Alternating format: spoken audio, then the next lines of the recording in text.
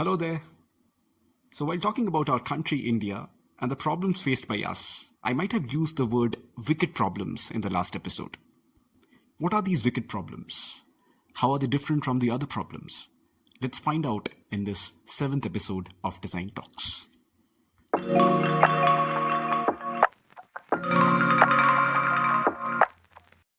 Now, by definition, wicked problems are complex challenges that defy straightforward solutions.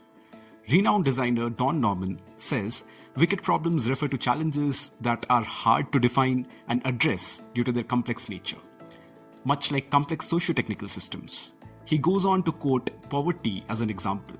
Norman mentions poverty possesses multifaceted roots and impacts, making solutions elusive.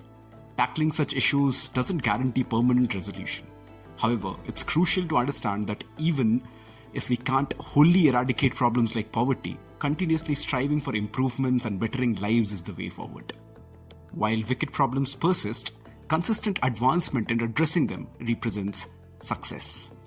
Norman also adds things like climate change and healthcare to the same list. He mentions how the complexities of the actors and networks in these systems and their interconnectedness pose challenges in understanding and addressing the issues.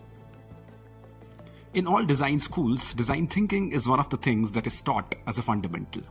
Though there are multiple versions of this process, the most basic one is a 5-step process, with empathize, define, ideate, prototype, and test being the 5 steps. Taking an example might help us understand the process. Say we are trying to address problems faced by visually impaired people to navigate themselves through a railway station without help. The first step will be to get a first-hand experience of a visually impaired person in a station. Designers like to call this a day in the life of. Now, to do this, if you take necessary permissions from authorities and spend a day trying to navigate yourself through the station in a blindfold, you are basically trying to empathize with the group of people facing the problem. Your next step then will be to try to boil down the list of problems that you might have listed down till you are left with the most significant ones that need to be addressed. Which in this case can be the understanding that the stations do not have proper tactile feedback system for the visually impaired to locate the toilets. This basically is the process of defining the problem.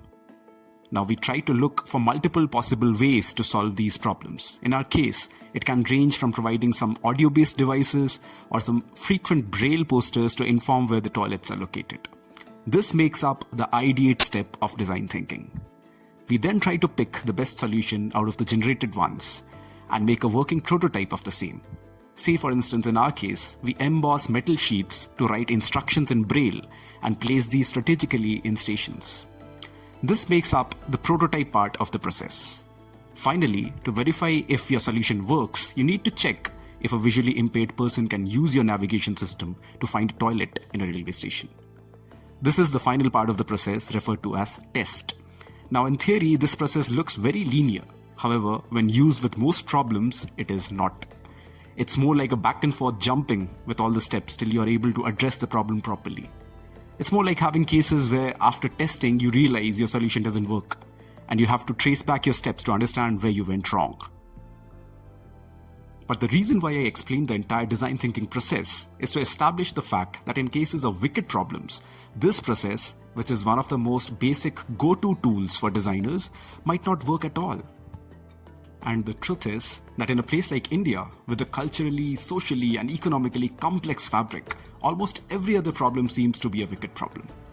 Be it the high dependency on rapidly depleting and limited coal reserves to meet the demand for electricity, which is growing every day, poverty and the inconsistent reasons behind poverty across all parts of the nation, cultural dogmatism, bad behavioral patterns like wasting food or littering, or countless other social evils of the kind of dowry, female feticide, and casteism.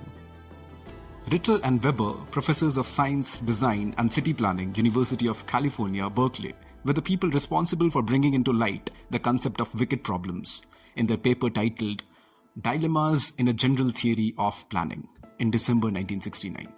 They came up with these identifiers of wickedness or wicked problems, and most of them hold true for the problems I've mentioned for our nation. No clear definition of the problem. Every problem is a symptom of another. Unique. Solutions aren't right or wrong, but better or worse.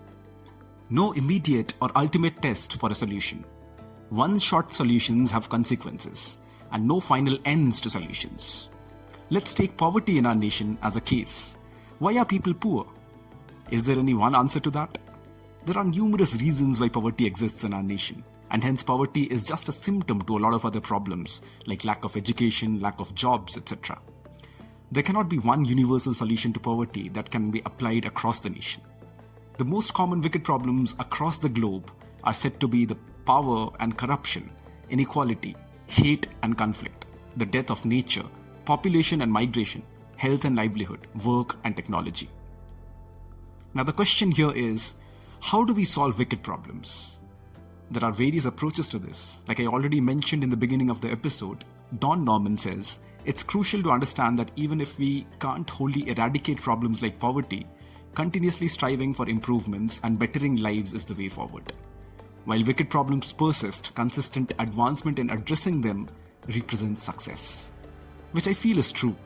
Working with the community consistently, having smaller short-term goals and strategies along with a bigger long-term vision, and making your solutions inclusive and collaborative with the end users by working across disciplines can be an excellent way forward.